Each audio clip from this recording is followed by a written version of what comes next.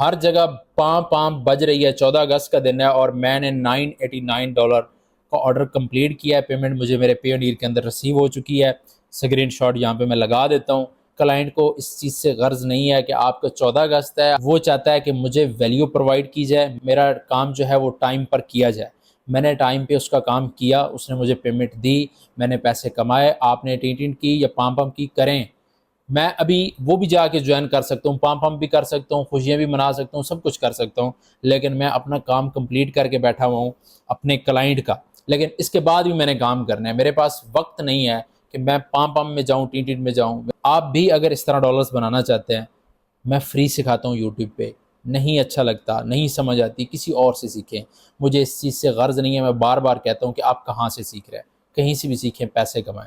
अगर आप मुझसे पेड कोर्सेज ज्वाइन करना चाहते हैं, 16 अगस्त को कोर्सेज स्टार्ट होने वाले हैं। इनरोल करने के लिए नंबर नीचे